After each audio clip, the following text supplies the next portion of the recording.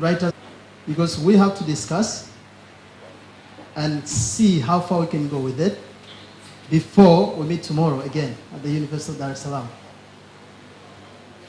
So in this Mingle, we'll have panelists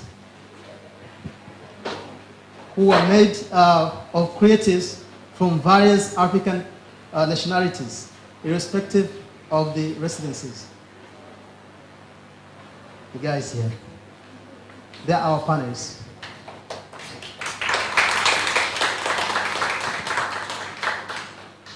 So basically,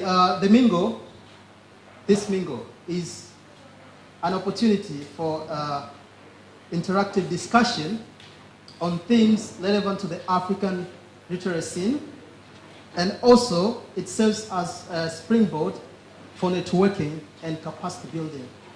So we are going to network and build our capacities.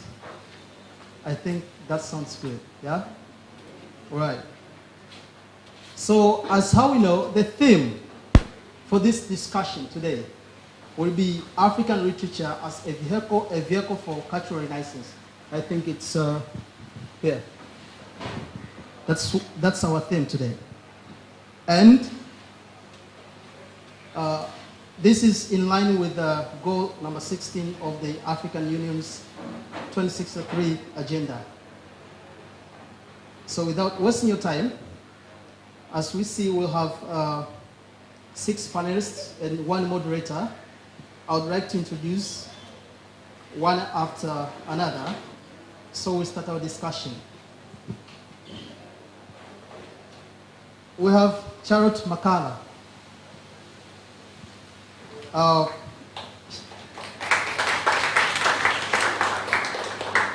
She's a copywriter, voice-over artist, and author who is based in Dar es Salaam. And she has American experience. I think we'll know more about American experience and how it's related to this. And also, she has published The Color of Promise, which is an anthology of poetry and short stories, which is meant to celebrate femininity and Black experience, which this is found on Amazon. And I think, and the physical, I think you brought some copies here, right? Yes. That was marketing. Okay. The second is Aisha Said Kingu.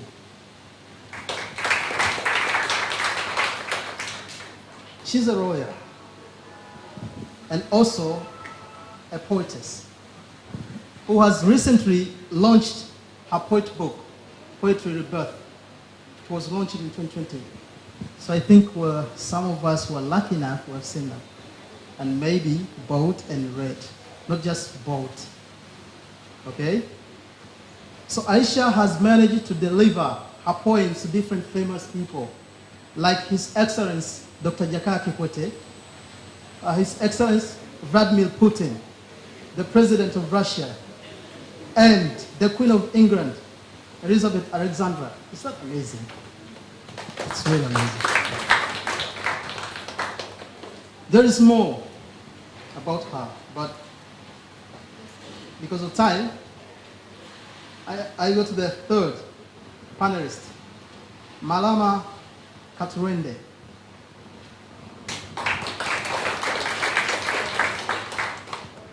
He's a Zambian author, poet, and thinker. Can you think about that? Thinker. His poems first appeared in the anthology titled Under African Skies, Poetry from Zambia in 2001. 2001. Okay. His novel, he has also a novel called Bitterness, and also he won 2006 Julius Chongo Best Creative Writer in 2005. Malama has published over 60 articles for overseas publication on anthropology, philosophy, politics, aesthetics, astrophysics, and mathematics. Over 60. Did I mention mathematics? Yes. Okay. I know some people have troubles with mathematics. There's more as well, but we're trying to go with time, okay? Next is Nilam Babul. Nilam is a lawyer and columnist for the Citizen newspaper, and she's responsible for the review section, published every Friday of the week. So I think many of us might have heard of that and read what she does. It's really good. So she founded and created the Africa Reads page on Instagram, reviewing books she has read. Actually, she reviewed my book as well. This one. Thank you, Neil.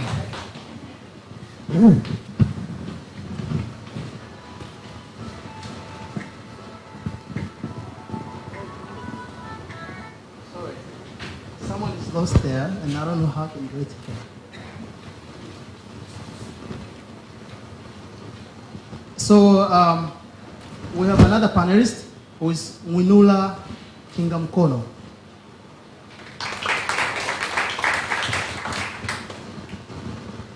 He's a digital innovator and writer. Just that. Digital. Do you need more on that? We know, right? Yes. And then we have the last panelist, who is Mkuki Goya. He's a publisher. Mkuki Nanyota Publishers. They published this book and many books. So I think his works just elaborate more about him. So apart from the panelists, we'll have our moderator who will be running this show. And he is Anton Onuba.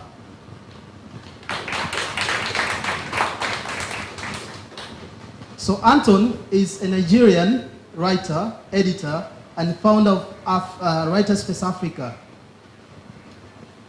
and Writers Development Trust. And also, he's currently the vice chairman of the Association of Nigerian Authors and the Abuja chapter.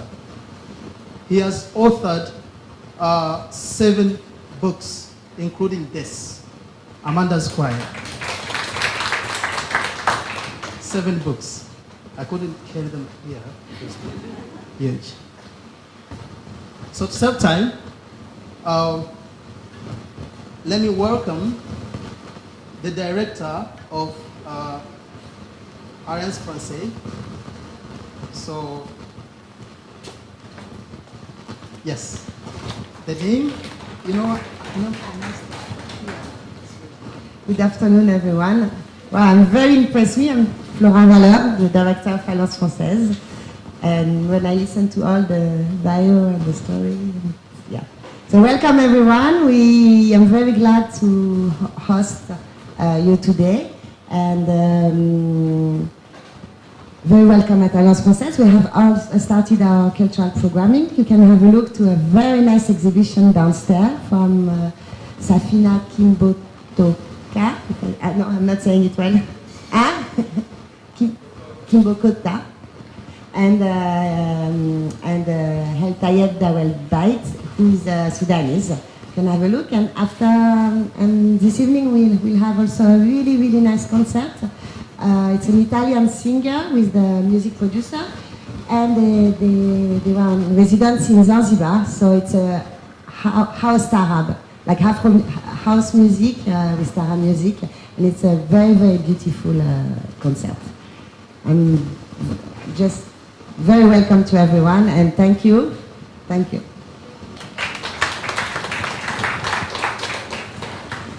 Thank you so much, Director of Alliance Française. Now it's time that we start a wide discussion on the African literature as a vehicle for cultural renaissance. Please, Mr. Anton Onuba, welcome.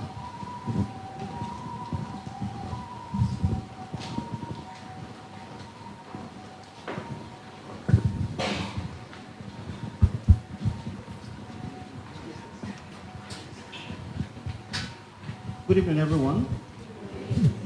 As introduced, my name is Anthony Onuba.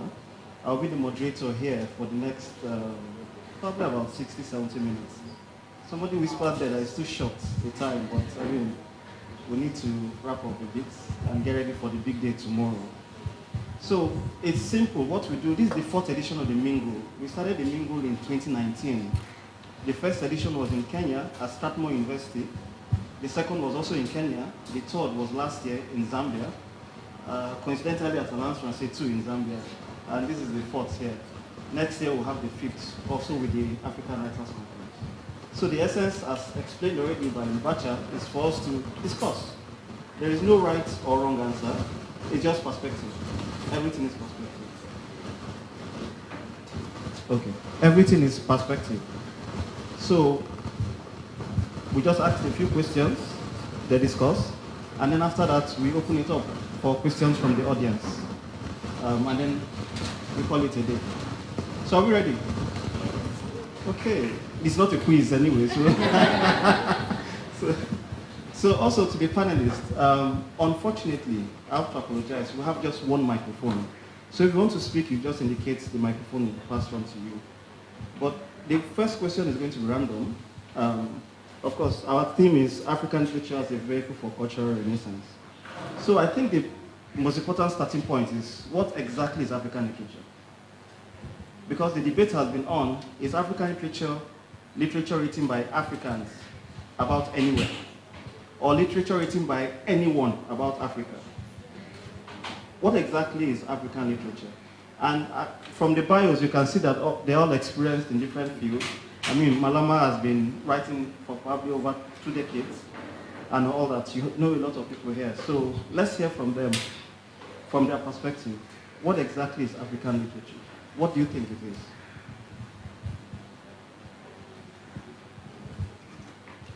Good afternoon. Yeah, I'm very happy to be here. Not to take much of your time. The last time I was in Dar es Salaam was 10 years ago, so I'm very happy that I'm back home because I went to Zanzibar, and it's great to see this happy audience.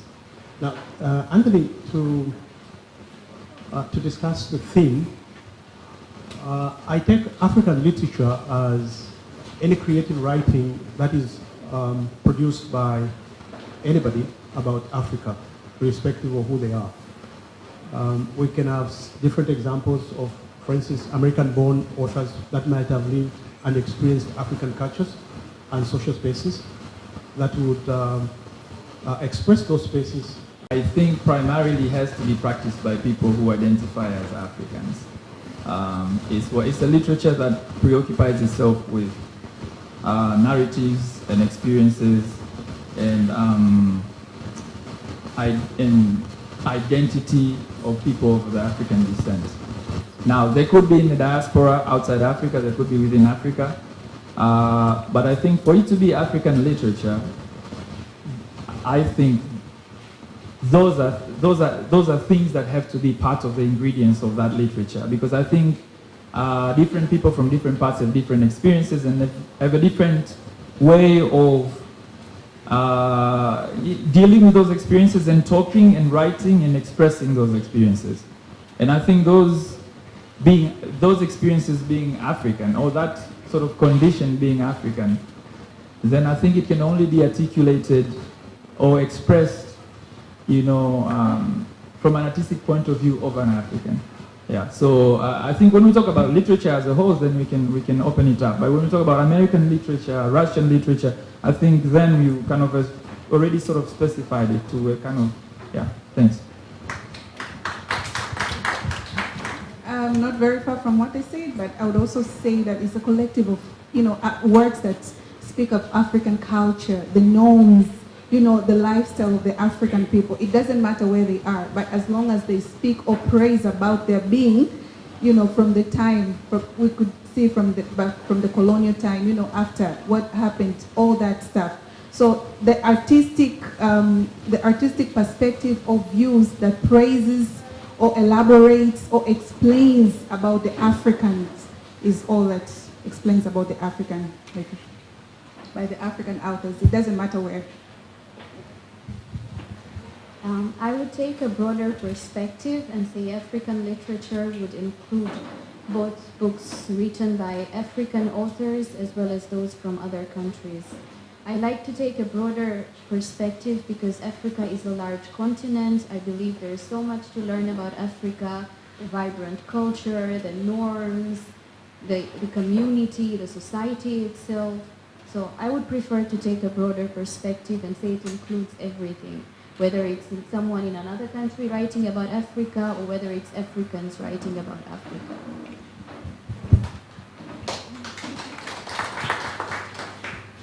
I think I'm not too far from where Nilam was coming from. For me, it definitely encompasses two things. I would say that African literature is both setting and identity, and for me those things come together because I do believe that even if someone does not identify as an African, however, if their literature is set in Africa, then to me it is African literature.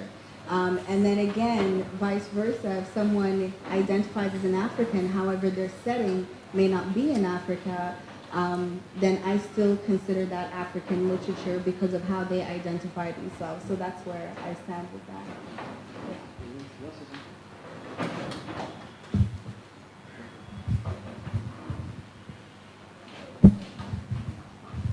No comment. Yeah, because it's pretty much the same. Yeah. Okay, you're not far from what they said as well. Okay. Well, it's very interesting, really. I mean, listening to their perspective on African literature. But one of the questions that came into my mind at this point is, I mean, why African literature? Why should we really read African literature? Why should we promote African literature? Why? Because we need to understand the why. So why exactly? Anyone can? I'm Winola. Why would go back to ownership? Why African literature is because a young man from Dar es Salaam wants to say, hey, you know, the current Nobel Prize winner is Tanzanian. I want to be able to say that, regardless of the politics behind it. So the why for me is to be able to own it. Like take my T-shirt, for example. What if we had a Tanzanian space program and I'll be wearing it? So that sense of ownership is the why. Why African literature? Because we need to tell our stories. We need to tell our narratives. We need to be able to say, from our point of view, how we see the world. Not that people are calling us poor, but maybe we define worth differently. You know what I mean? So for me, it would be African literature because ownership. That's very important for me. Yeah.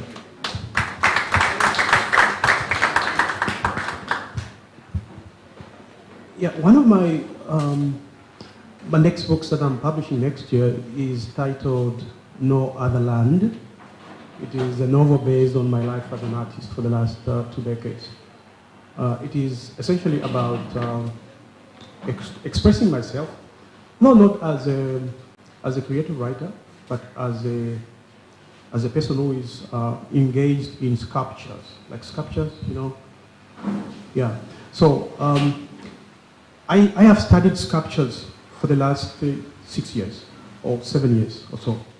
The reason I'm talking about sculptures is because sculptures illustrate how very different we are as Africans.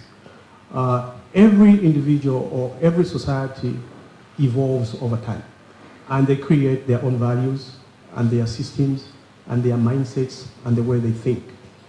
And so for Africans, we do have a unique way of thinking. And from the point of view of the book that I'm publishing next year, in sculptures, that way of thinking is most significantly expressed in sculptures as Africans. It's extremely unique. And therefore, if you look at the entire landscape of art or who we are as a people, we cannot afford to lose that, because our values and our cultures constitutes a knowledge economy, so to speak. We have that knowledge that has to be passed on from generation to generation. how people hunted, how people told their own stories, how people built their own houses. I'm also interested in architecture.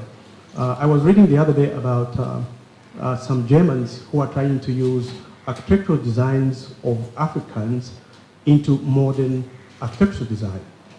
And that is very important. Our way of doing things, our ideas, our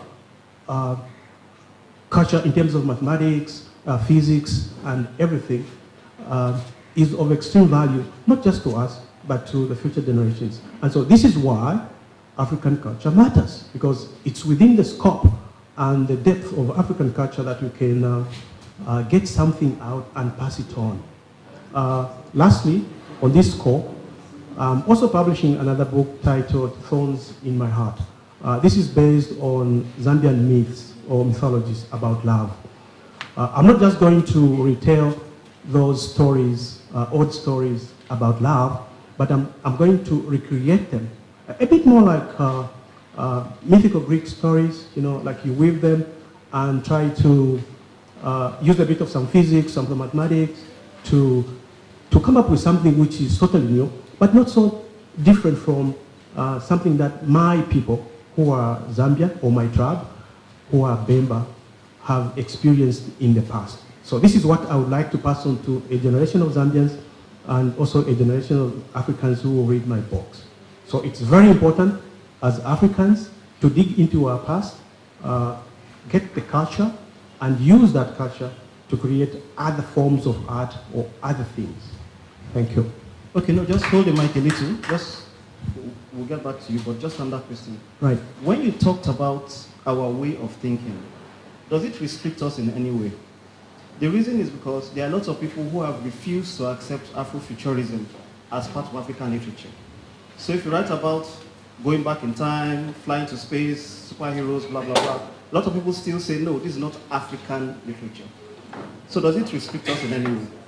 Yeah, well, as a matter of fact, African literature does exist because fundamentally Africans have been telling their own stories. The only difference perhaps is that those stories have been textualized, and so African literature does exist. I can give a simple example.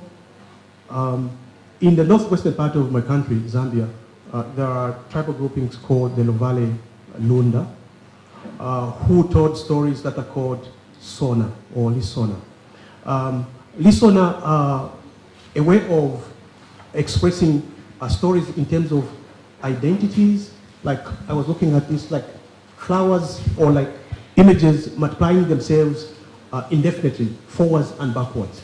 So that's the way of doing our stories. Now, there were some Germans who came to Zambia and they did their research and they created a mathematics out of our stories.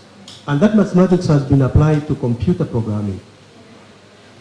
So you may read about Isona in Zambia. And therefore, it's very important for us to go back into the past and see what we have and try to recreate a value which is already there, or to expose that value for everyone to appreciate and to see. I'm not sure whether I've answered your question. Okay, thanks. No, I think why African literature? That was the first question, right? I think because we have the world will be poorer than it already is if we didn't give it these stories. The world, I think, is poorer as it is, simply because our stories aren't told enough, aren't told from our perspective, and as a result, there's only one way of looking at the world. There's only one way of being. So that is actually the fundamental reason why we should have an African literature, or why should writers from Africa write and share with the world and get translated into languages of the world. Even though I'm an advocate of writing in one's language, but also I think we should be translated so that the world can be able to access this knowledge. So I think that is just a very important thing. But also I think it can also correct some of the ills of the past. You know, we all know our experience as Africans across the continent. And I think because our voices have been suppressed for so long, or have been retold by other people's voices, it is our duty to correct that. But when we go to African futurism, science fiction, etc., first of all, nobody owns sci-fi. You know, I mean, nobody owns imagination. You know, I mean, how can somebody say that Africa, you know, maybe sci-fi is not African? Science is colorless, science is nationless, you know, and nobody truly can claim to own it. And I think we're having these discussions simply because we've attributed certain aspects of technology or quote-unquote progress, or the definition of progress, or the definition of even this idea of science. We already see it from a Western lens, or attribute it as a kind of Western invention. Westerners didn't invent science, you know. So I think I forgot your original question as to why African. No. I think the sci-fi part. Yes, you said it's not African. No. If it is African futurism. No, I was saying that, you know, there's this argument. I mean, I like to argue a lot anyway. Of course. About it not being African. Because and again, coming to the point that you mentioned about us giving to the world, because the world will be incomplete without our stories. A lot of the time, there is also this argument that we contribute to the problem. For example, you pick up a novel, love, poverty, hunger, and then the American dream. The person flies out of the country or whatever, and then the person makes it big there and comes back home, takes the family out of poverty. The same stories all over and over again. So that's part of what foils this school of thought. That since Africa, in quote, is a place of poverty and everybody wants the visa lottery and stuff, probably we should not be talking about technology. Probably we should be talking about the many problems that we have, and probably we should address it. This is just another...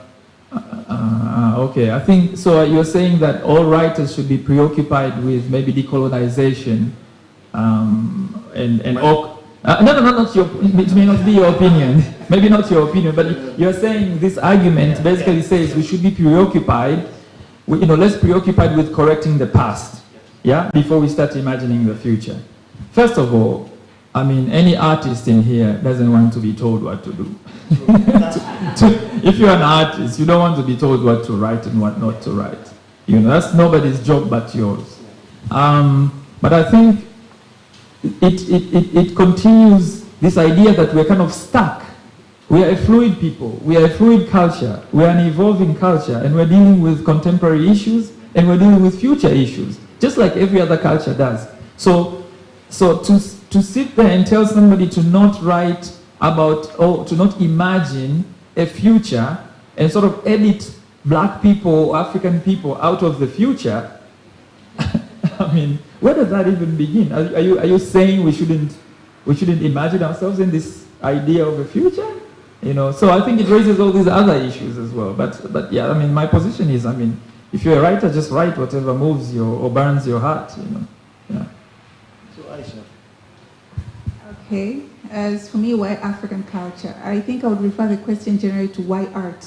As for me, I refer art as life, and if it's life, it's a journey. It takes me back, it makes me get into the present, but it also makes me imagine or picture of the future. So with the African, literature, I would be able to go back, what happened back there, or what is my story, or what was the history back then, what is happening in the present, and what is to be of the future. So I would refer it as, you know, the whole path. It gives clarity as to where you're coming from, where you are, and where you're about to go. So it's that way for me. So why African literature? I've asked this question since I was a kid, because my mom would bring books, or the libraries I would go to wouldn't have books by Tanzanian authors or African authors. And I asked my mom, like, where is a book written by a Tanzanian author or an African author? So since I was a kid, I asked myself this question, and now I ask myself, why not? There are so many writers in Tanzania, there are so many writers in Africa, so why aren't we talking about them? Why aren't we bringing their work forward? There is so much I've learned from Tanzanian authors, from African authors. We all want to read about the place we grew up in, the culture we grew up in, you know, the diversity we've seen, the growth we've seen, the changes we're seeing. So African literature has to be recognized, and it starts with us. So that is why I said I have a platform of bringing reviews out. So I need to bring Tanzanian authors on the forefront. I need to bring African authors so their works are recognized. Because even if you go in school, there's very few African books that you read. And even teachers encourage you to read books by Western authors or other authors. And what about the place I grew up in? I want to read about a story in Dar es Salaam about a girl like me. I want to read about the culture I experienced, the friends I made. So yeah, it's a sense of pride, it's a sense of achievement. We're progressing ahead, and the world needs to recognize African literature. That is my opinion.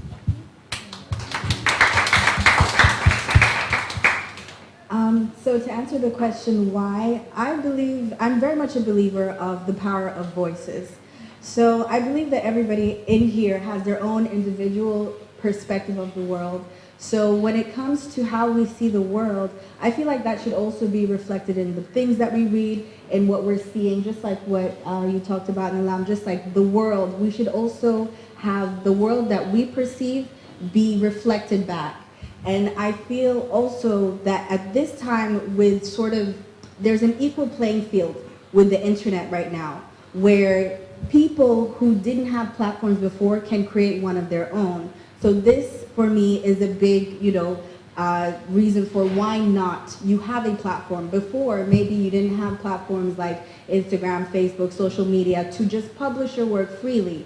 And so now that those sort of platforms exist, so with that, I really feel like this is the time to move forward. This is the time for other voices to be heard. And I think one of my favorite African authors, and maybe some of you guys in here as well, her name is Chimamanda Adichie from Nigeria. Yes, so she talks in one of her TED Talks about the danger of a single story. So for a long time, I feel like because of these systems of power, there has been a Western voice that has been very powerful, very dominant, very heard. And so now, like I said, with the internet and with other platforms arising, there's more of an equal platform that is coming about. And so perhaps what we may have seen before, especially in the Western world, was an African story told by non-Africans, or maybe a single story, which, we were talking about, like poverty, perhaps. That is the only thing that is, reflected in African literature. However, that's not true. That is not true. And so now, with these equal playing fields, I feel like this is the time to move forward and to talk about different things. And, we are artists, we are writers. So whatever it is that we feel is in our heart, in our passion, or whatever we're seeing in our world, it's a time to write about that. And I think most of all, it's important because it matters. And that's it. It matters. Yeah. Okay. Yeah. Okay. Well, when she's talked about voices, I remember she's a voiceover artist. So voices, you always uses. I mean, you always use people's voices, yeah, as far as your career is concerned. But there was one thing you talked about how unrestricted we are to write, because of course we have a lot of platforms now. But what is the role of prize money, awards and all, with all the restrictions of the awards in literature? Because a lot of the time, people write for money. But doesn't that influence the content of the work? Doesn't that influence the African culture itself? I think it definitely does. So I used to be one of the people that you were talking about. There's been plenty of times in my own life, and I've tried to write. Unfortunately, I've never received prize money for writing. I know with Lubacha it's different. Lubacha is different. Yeah, he has a different story. Yeah. So, but I have never received prize money. And I do remember when I was entering these competitions, I would influence my writing to help me win. because I did, and I limited myself from writing the truth or what I really felt. I just looked at, okay, what could get me to win? So I was thinking in terms of strategy to help me to win. For me, I wouldn't say that it was really financial or monetary. I think I was seeking the title more so. And so I now realize in hindsight that the fault was in feeling like I needed that. I do believe even for those who are looking to write for money, there are other ways to go about it and still be authentic to yourself as an artist, as a writer. It's not just you. There's prize money, but there's also other things. Yeah, so that's what I've come to learn. Okay. So to publishing, what do you have any specific criteria for selecting works to publish? Because I mean, there are some publishers, I mean, you know, that have those selected criteria. Can you talk a bit about it? You've segued from prize money to publishing. Well, I mean, I think different books, it's very hard to subscribe or to ascribe a criteria. If I speak from a Tanzanian publisher's experience, because not just generally, because obviously publishing houses sometimes find that they have a kind of particular book they typically publish, partly because maybe it's the kind of the internal capacity, you know, if it's an editorial group within the house that is very much leaning towards a kind of creative writing, then you will likely find that a lot of writers would submit manuscripts. If it's a scholarly publishing house, same, etc. And the criteria for Tanzania, typically publishers, you know, do a wide range of books. So it's hard to subscribe a particular set of checklists to go through. However, for Mkuki na Nyota at least, relevance is very important. So a manuscript that comes in, let's say if it's a work of fiction, then relevance to Tanzania is important for us. You know, now you can debate whether how do you decide what is relevant and not, and at some point somebody has to make a decision. But relevance is important.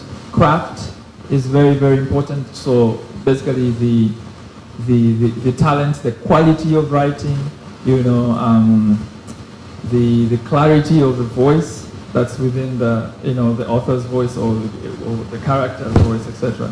But of course, those are sort of preliminaries. But a manuscript going through a publishing house, there's a lot of back and forth to get it to a point where both the author and the publisher are quite happy with the work.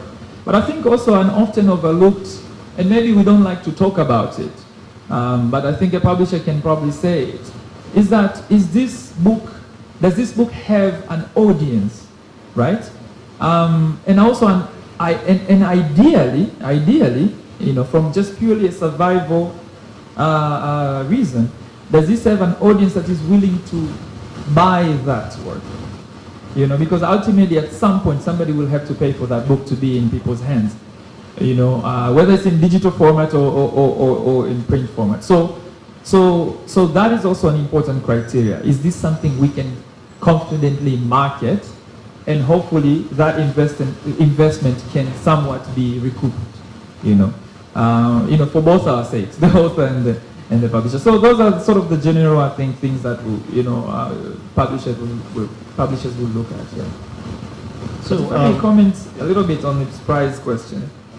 I think prizes are great from a point of view of work being maybe judged or considered or critiqued by peers. You know, so from a craft point of view, they're great. However, there is a danger sometimes where writers would write, like you mentioned, you'd use a fantastic word, strategically. And I think any art, once it becomes a tool for some strategic outcome or for a particular goal, and then the work then becomes just a little device, you know, a little gimmick to get you to winning money or winning fame. And I think the work will suffer. would likely suffer. Not necessarily, but will likely suffer, because that authenticity that has been looked at could actually be lost. Yeah, Santi. Okay. So permit me to bring Lubacha in. Okay. I think when it comes to prizes or winning awards, it serves as an incentive, but that shouldn't be the sole purpose of writing, because there's so many books that don't win awards, but they touch lives. Yes. They touch your soul, they call out to you. So I think for a writer, it's not about winning an award or winning a certain sum of money. It's about the lives you touch. It's about that one person who read your book and it changed their life. And there's so many books I've read by Tanzanian authors, by African authors. Maybe they didn't win awards, but they changed my life. They spoke to my heart. So I think that is the best achievement for a writer. It's getting that feeling of having a writer talk about what you've experienced and then putting it out in words. So it's that one life you touch that I think is the best thing that could happen to a writer or an author. Okay, so Lubacha, we are privileged to have you because you have published and you have won prize money. So tell us about it. Tell us a little bit about it. Are you fulfilled? Do you have that sense of fulfillment, or is there more to it?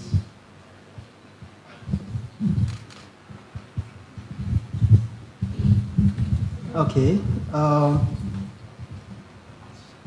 I think the idea of winning an award is just a sort of recognition, but the sort yeah, you had your answer.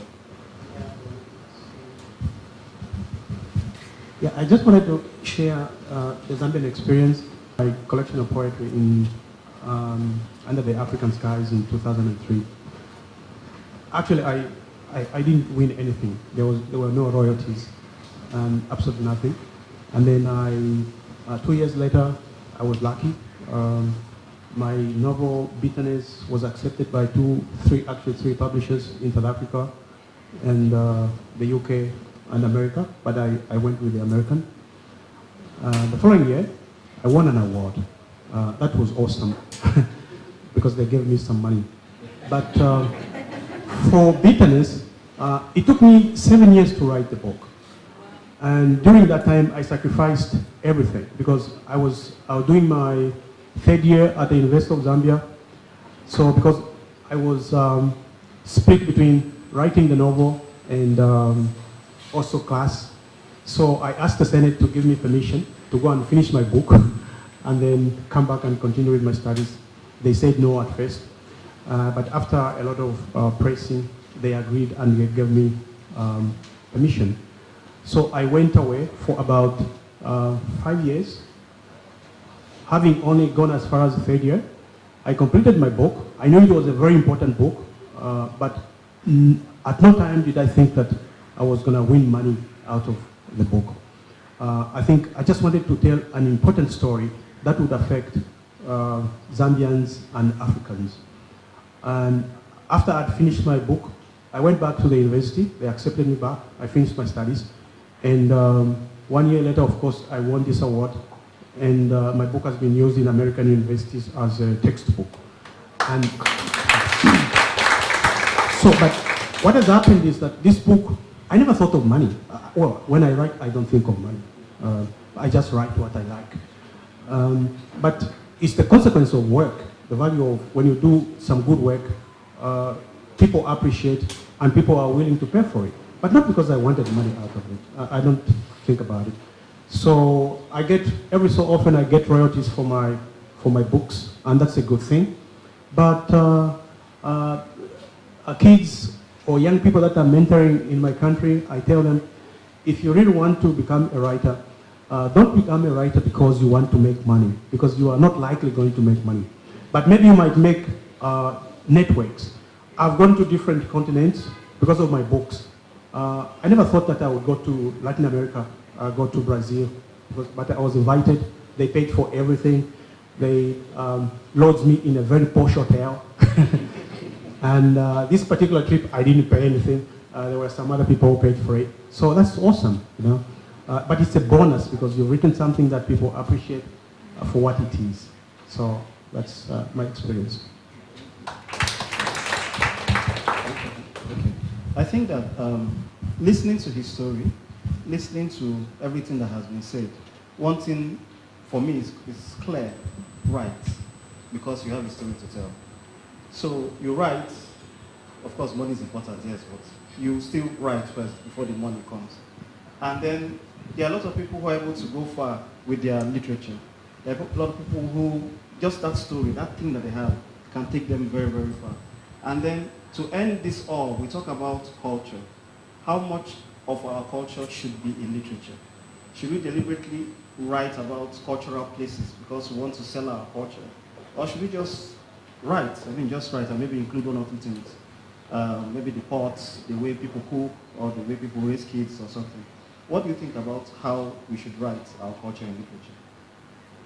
Go all the way. Go all the way. Yeah, because first of all, as Africa, our culture is very diverse. That's the very first thing. Because, and I wanted to talk about sci-fi for a while, obviously. Because there's this thinking that, Africa, when it comes to science, like we didn't do a lot. But then, if you watch most movies about aliens, happen in Egypt. Where's Egypt? In Africa. So if somebody else, an outsider, can look at my continent and then see some story, like, oh yeah, these guys, give them vibranium, whatever that is, and then make them an advanced community, yeah? And so these are outsiders. They're telling our stories. So for me, if we're about to write about African culture, I would say go all the way. Talk about, Kizomba, the dancing. Did I get it right? I don't dance. Yeah, that's African culture, right? Write about that.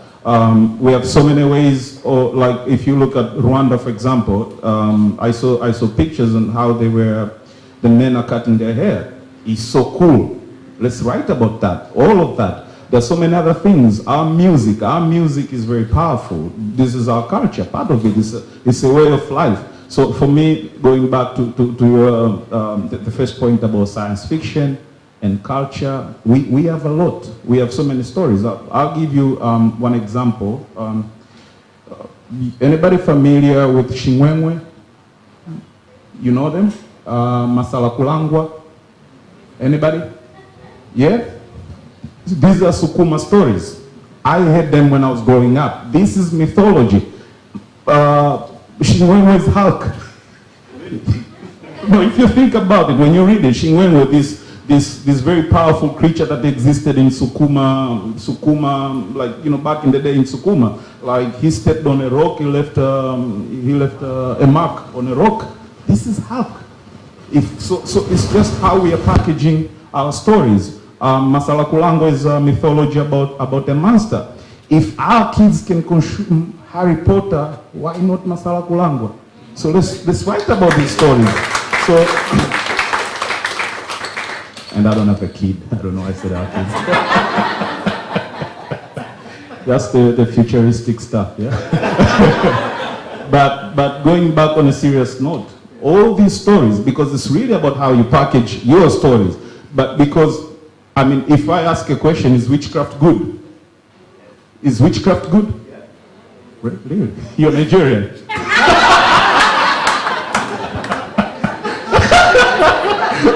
I didn't. I was expecting a no from the audience. But again, these are the stories that are being told in like Harry Potter, all these stories, like stuff in Star Wars, for example. It's not even there. Nobody saw these monsters, but somebody thought about them. So when it comes to our culture, let's write these stories. I believe there's so many other stories that I've never heard of, about monsters and mythology, because it's really about how we package them. Find a nice superhero, because I believe so many kids want to relate to that. They want to see an African superhero. And I think this is why some people really loved the Black Panther, because it spoke to them, it felt familiar. So go all the way, no limits. talk about everything, all of our culture, our food, our music, how we talk, whatever, everything. So for me, it would be that. Thanks.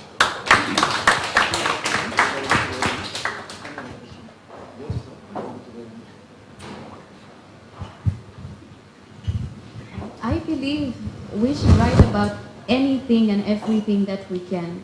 From the type of clothes we wear, the fabrics we use, the small things that we do, vegetable vendors wandering from one house to another, that is a story in itself. We don't need to confine ourselves to what others are writing or what authors from other countries are writing.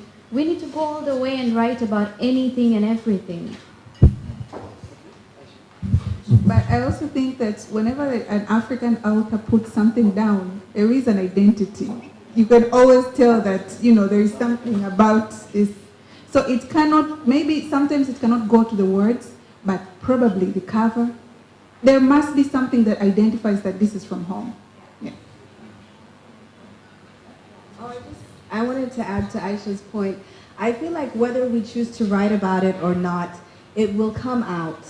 Because like I said before, if you're writing and it's part of the setting, something is bound to show up, you know, like you can't just write about the streets and then, oh, dala dala, you know, like something will come up because those things don't exist in other places. It's very unique to us.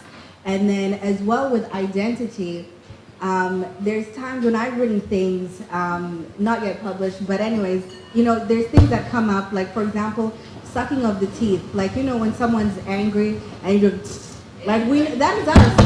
And so I remember particularly one time I was writing a script and I was like, how do I write this? You know, and so the thing is, and it wasn't even set here.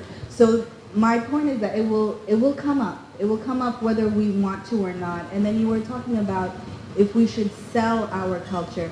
I feel like, I know this is not what you meant, but of course the culture is not for sale.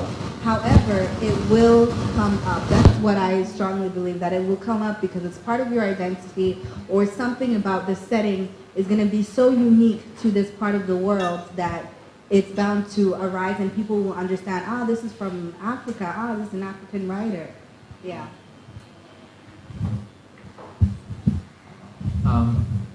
Yeah, I mean, this amazing contribution. I wanted to kind of take a little note to writers, particularly when you're working on your book or whatever it is that you're writing, to also or to caution that I think when you embark on writing an African story, it's you sort of corner yourself into trying to make it fit this idea of Africa, you know, because you're not contributing to something new, but you're trying to fit into a mold. And I think that, you know, any creative actually, not just writers. I mean, if you're in the visual arts, etc., you're making films, I think you trying to, the most important thing is to try to be true to the story you're trying to tell. You know, so if it's sci-fi, make it believable. Make me truly believe something that hasn't been invented. You know, if it's mythology worked very well. You know, all of us have you know, growing up, we had all sorts of fantastical stories, and they're very believable because they weren't really forced. Nobody was trying to sell you a story. Your grandma was not selling you a story. You know, they were telling a story, they were singing, everything about it was so believable. Because it just felt real, because it was inspired by your reality. And I think that is something we should constantly have as in the creative space. We should always have these conversations, because I think it's important. I would touch a little bit on, for example, this is kind of related to, for example, in Tanzania, where we find that a lot of writers think, oh, you know, I have to write in English, you know, because that validates my story. You know, so they're already adding this thing, you know, that this mold they want to work with. But is your voice going to be heard through that language? You know, I'm not talking about mastery of language, being good in you know, the technicality of the language, but can you truly tell, like you were saying, you know, even when we describe it as sucking your teeth, doesn't truly capture it really. Like, kama, like, if in Kiswahili we say kufyonza or kusonya, right? Like, sucking your teeth is really, truly, truly, truly kusonya, right? Like, it's if you write it in Kiswahili, we get it. We get it at the deepest level. But when you say he sucked his teeth, you know, at her, it's alimsonya is like, whoa, okay, some drama is about to impact. You know what I'm saying? So, like, just use the tools that your culture gave you and tell the best story you can tell, and then we'll translate it into English or whatever and try the best way if you need to. But first, work with the tools you've been given, your birth-given tools or God-given tools. Yeah. Thanks. Okay, thank you very much. We're now coming to the audience for the questions.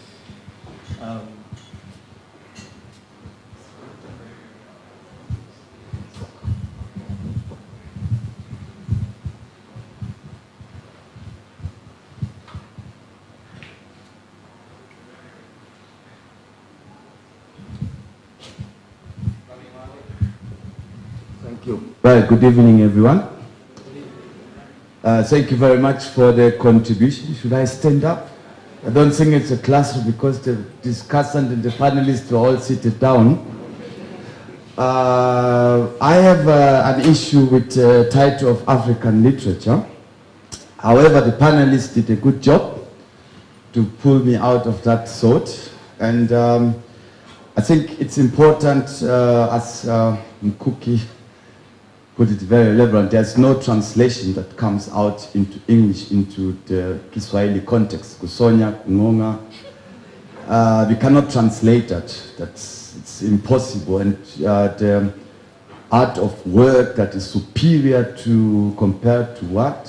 I think that's the job that every person who is interested in writing or trying to penetrate in the platform of expression has to start somewhere. And I think the most important thing is really to be able to, right now I think this forum as it stands should really fight to step out of this comparison and contrast that somebody should write like Shakespeare or like because Shakespeare is classical, is it? And the more we move forward into the future, we also find out Shakespeare was a fake person. So like for years we are struggling to put ourselves from a perspective that actually is fictional. And even myself, my favorite writer, I came to discover very much later, he wrote a lot of fiction, but he made it into literary. I mean, he's a German, but he wrote a lot of lies only by reading newspapers. So we need actually to, first of all, to find a way to create a fan base of being able to express, to allow people to express themselves, not in the view of African literature, but in our own way that is close to us and we feel comfortable to express ourselves without being, leave out censorship, leave out propaganda. We just need to come out and be comfortable to say what we have to say. Can I drop the mic? Yeah. Any other comments or questions?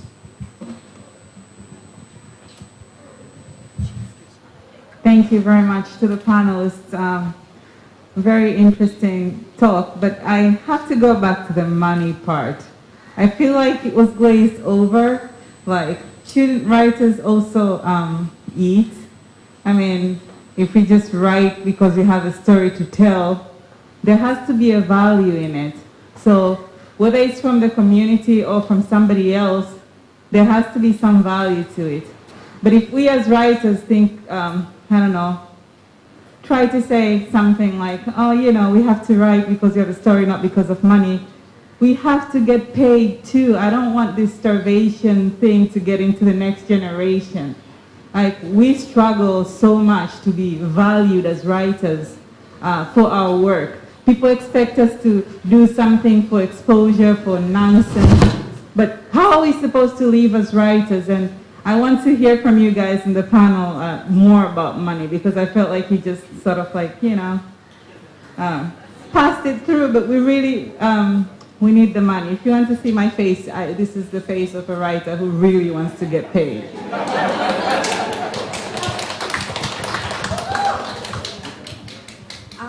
of all, thank you so much for your question. I completely understand the struggle. The struggle is real. And so when it comes to writing, I think one of the first things we have to understand is that it is an art form. It is a form of expression. I understand that we want to get paid and we want all our work to have value, but at the same time, I'm of the belief that we have to work our way there. And so, you know, we all have our own stories, but Mama, you were saying that you were in school and then you asked for permission. You know, for some of us, we have other jobs, like we're working, and so it's down to strategy of finding a way to make your art work for you. In the beginning, you'll have to make compromises on being a full-time writer. Some people are very comfortable with that, and they're okay going into it full-time and knowing the risks. So I would say be strategic, know the risks, make decisions based on knowing that, you know, if I do this, this, and this is the outcome. So in the beginning, if you are a full-time writer, the truth is that you may not have that initial recognition. However, if you persist with it, or even if you have a plan where you are going to a 9-to-5 or you have another source of income and then you're writing on the side, you don't have to starve. I also don't believe in the starving artist. You don't have to starve, and it's down to you to figure out a plan to make sure that you are not starving. And for those of you who are starving, please don't.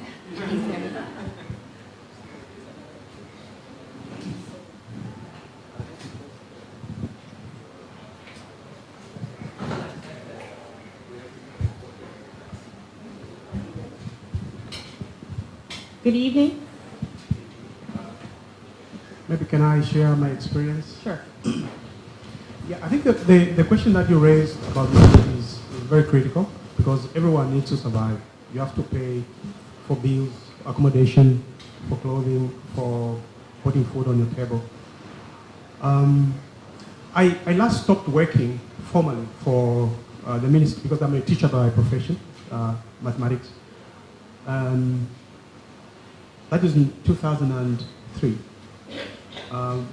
That was 2 years before my book, Bitterness, was published in New York. Since that time, I've not worked for anybody. The way I survive is this. First of all, I, over the years, have consistently tried to create my personal platform as Malama Katulwende, who is a writer, who is known overseas and also locally in Zambia, and maybe should I say Southern Africa. It's when you create your own brand that you begin to monetize that brand. By monetizing meaning, at this time, I get jobs. I have a company, I've created a company called Thornbird. Thornbird is an editing and publishing platform. We are based in Osaka. I have employed people who are editors and graphic designers and so on and so forth. So, because of my experience and my publications, I've created this powerful brand which draws people to me. I've done work for the government in the military. They have given me work to do, which is literary or research. And just a couple of days ago, I won an award, not an award, but a business deal to write about, I think the only living veteran journalist who has been practicing for 50 years. That should be about, I'm sorry to tell about the money. It's, I think the price tag is about 357,000 kwacha, which is about 5,000, maybe about $6,000. So it's going to take me about 4 months to do that job.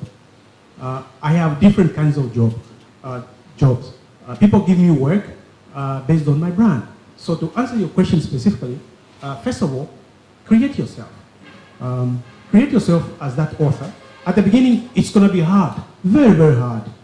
You'll probably not have anyone to, you will not support yourself. Maybe you live on smaller jobs, but focus on the bigger picture, which is your brand as an author who's going to be known in Tanzania and different countries in East Africa. And then after that, then you are going to monetize your brand on social media, Facebook, Instagram, and other platforms. So like At the moment, I think I have another deal to go to South Africa. I'll not pay for it. Someone else is going to pay for it. And at this time, I'm able to set my price. So if somebody wants me to do the job, I will refuse. I say, no, I cannot do this for this price. I set my price. To give another example, there is a Zambian author who won, her name is Namwali Sepo. Last year, she won a very, very big, probably the biggest prize. That was about $270,000 US. She lives in the US, but she's Zambian. She sets her own price because she has created a brand. So create your brand, and everything else will come your way. Yeah.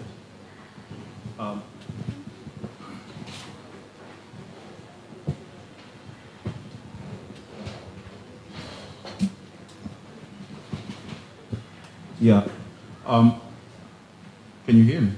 Okay. Yeah. As you might have guessed, my background is in technology.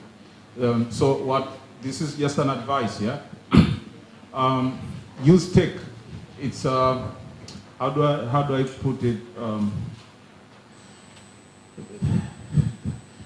Because right now, technology gives you the ability to, first of all, reach audiences that you couldn't with a physical copy of a published book. So use technology. If you're a good storyteller, publish on Medium, for example. Medium is paying publishers. I used to run a WordPress page. Like I think that was around the time me and Cookie met, and I was still in college, and I had a few ads out of like 1,000 views, and it wasn't much. I wasn't like really serious about it, but it was something. So I would say use technology, but also there are other platforms like freelancer.com. They are paying writers, and the cool thing about that, you can work from anywhere. So there are so many other alternatives as a writer for you to make money, not just to be published. So for me, it would be use that, and I say this because I made money out of these platforms, not too much, but it's something. So, but it's something. So I would say try to use technology as well. I wanted to touch on that as well. I think that you hear a lot about if you want to make money, don't be a writer, but really by extension, don't be an artist. I think if you're an artist, you've heard that. But often it's not necessarily always informed by simply this being a job, like any other job. It's also the kind of thing you are told because essentially what the people are saying is concentrate on your art, concentrate on your craft, and the money will come. And yeah, that sounds like some kind of money,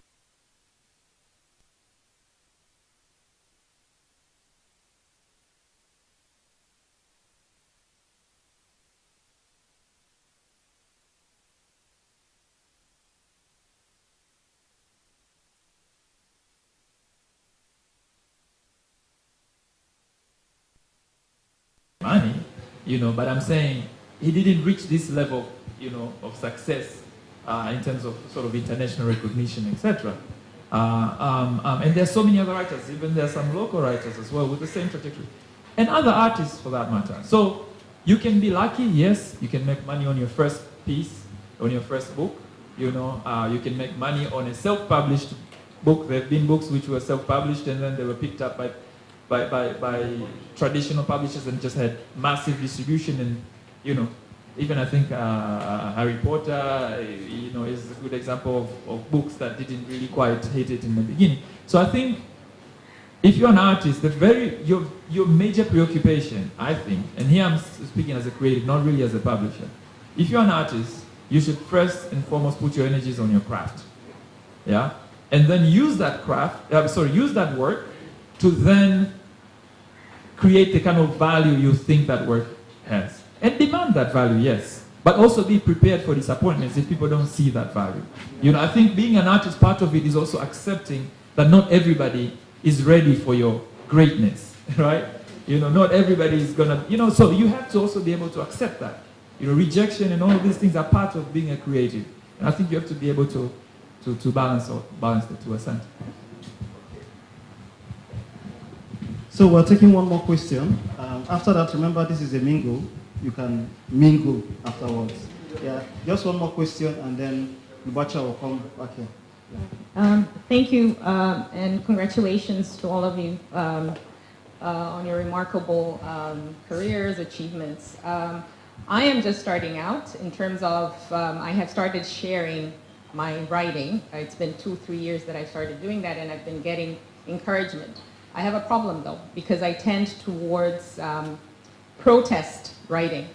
So political commentary, poetry, that tends to talk of, you know, what is happening. So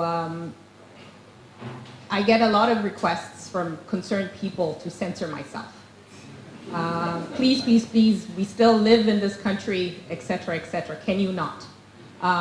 So my question in particular to Kuki, he's smiling, and others who are familiar with our recent experience with regards to that kind of writing, is there appetite, you know, should I keep taking the risk myself because I do use technology and we have laws against certain things? It seems to me the only creatives that have license are the cartoonists at this point, and I think that's you know, that space could shrink. So if you could talk a little bit about that, because we write in code, but we want to tell the story, and it's the story of what's happening today. Thank you. I think anybody writing the truth is going to have some people who are going to be made uncomfortable by that truth, and yes, there will be people who will attempt to censor you, but a little known fact is you can get away with writing a lot if you write in mediums which are not yet being seen as a threat. I think if you write on social media and you have enough of a reach to where some toes are being stepped on, then you'll get some of that pushback. And I think that's a very public forum. But unfortunately now, if you write books, you can say a lot of things. And trust me, if people were going to, maybe I should encourage ideas, any ideas to go and start reading some of the material that is written, you'll be surprised. I think you can write, if you can figure out a way to write your poetry in book format, and then figure out a way to get to a lot of your audience to know how to find your book, I think you can get away with a lot. But really, I think one has to decide how far they will go, you know, because I mean the question of safety and comfort is very personal. So you have to see what you're comfortable doing. It's very easy to encourage someone to say, you know, just write what you feel. It doesn't matter what consequences, but only they know what they're willing to take in terms of consequences. But I can say that for sure, yeah, you know, you can get away with writing a lot in book forms. And that's my experience in Tanzania. Yeah, maybe to contribute to what is just said, my experience writing for the last 2 decades, I've received a lot of threats. Because in Zambia, first of all, we got independence in 1964. We were ruled by the British. They left. And then our own people came into the political space. And they started doing things. And they started drawing the country backwards. So from that time to date, creatives in Zambia and any other place in Africa have raised voices against certain vices. It could be corruption, it could be injustices against women and children, it could be the way they are running economies. Like for instance, 2 months ago, we we just kicked out a regime that was led by Mr. Edgar Lungu. They were extremely corrupt, and I was one of the vocal persons criticizing the government. Almost on a daily basis, especially towards the end of their tenure, I would receive threats. I have other investments in mobile money, and at some points, cadres, political cadres would uproot my businesses because I had made a comment on Facebook or some other, on TV, appear on television, which they didn't like, and they were threatening me that as soon as they get back to power, they would sort me out. That meant maybe kill me or something like that. Now, I don't know how far you can go to take those risks, but I have taken those risks. I've been lucky. I think maybe on 1 or 2 occasions I've been physically attacked. Maybe some time back when I was in the UK, I came back, my vehicle, I was in an area called Northmead.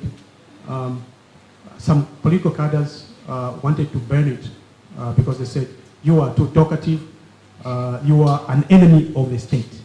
That's what they have described me several times. But I think as an author, my greatest responsibility is the truth. I cannot shy away from the truth. And I recognize myself as the eyes of the people who are voiceless. Like she said, she's several voices. And so my responsibility and function as an entity who is a creative is to speak for them. Because I occupy this special privilege on earth to talk about their suffering, to talk about their aspirations, and their journey upon this life. So this is expressed through my primary characters in my fiction, as well as my secondary characters in my fiction. And so you have to take a chance. Do not censor yourself so much, but do not defame or do not insult people. Simply say what you feel without necessarily putting yourself in a place of libel and defamation. But be prepared that maybe at some point somebody is going to say that maybe you are an enemy of the state, or they might lynch you or beat you up. But be safe.